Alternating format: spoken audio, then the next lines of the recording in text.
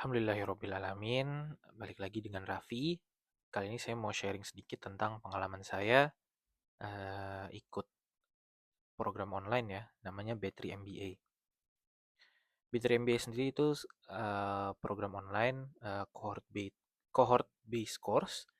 Itu berjalan sekitar 12 minggu. Ada case study-nya juga dan beberapa tugas lainnya seperti esai.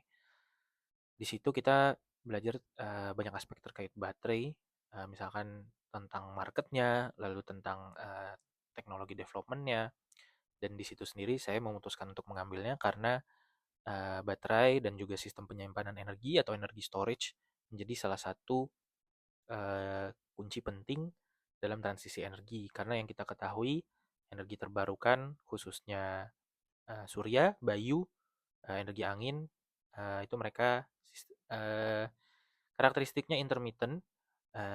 Jadi pada waktu yang energinya diproduksi banyak, misalkan siang hari dari energi surya itu justru eh, tidak match dengan peak demand atau puncak dari permintaan energi yang biasanya di malam hari.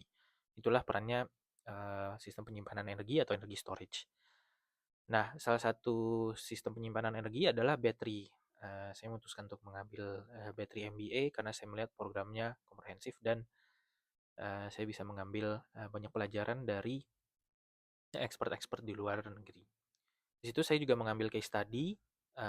Case study-nya ada juga di LinkedIn battery MBA. Mungkin nanti saya coba share ya di uh, kolom komen. Tapi di situ kita coba membandingkan beberapa market untuk grid scale battery energy storage.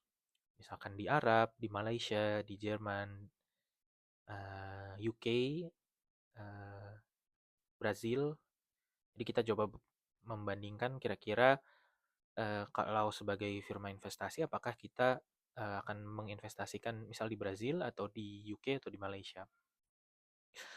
Pengalaman mengambil battery MBA ini cukup menarik karena ini berbayar. Eh, Alhamdulillahnya dapat beasiswa 50% parsial.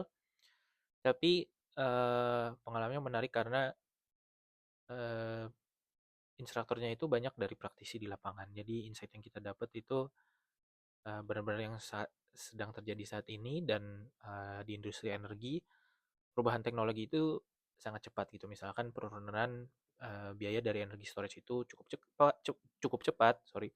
Terus misalkan dari energi surya juga cukup cepat penurunan solar panelnya.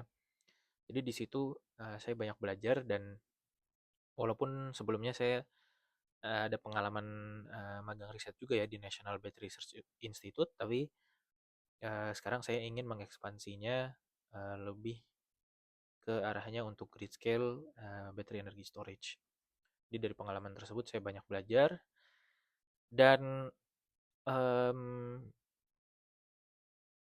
hal tersebut juga membuat saya cukup rindu dengan suasana belajar di kampus karena iklimnya sangat kondusif.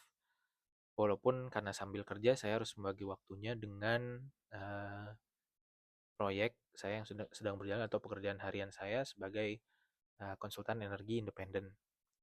Tapi dari pengalaman battery MBA tersebut, em, sebagai orang yang bekerja di transisi energi, salah satu kunci yang penting untuk kita miliki adalah untuk terus mau belajar karena banyak perubahan dan bahkan banyak hal baru yang masih perlu diselesaikan gitu. Sebagai contoh untuk di Indonesia, eh, utamanya pada RUPTL yang baru ya. RUPTL yang baru ada energi storage sekitar 10 gigawatt kalau tidak salah.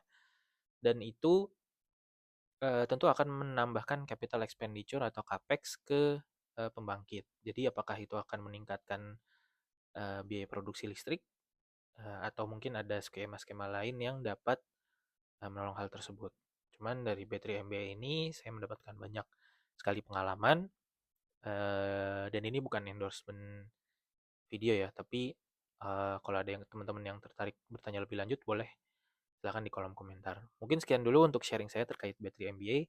Terima kasih dan wassalamualaikum warahmatullahi wabarakatuh.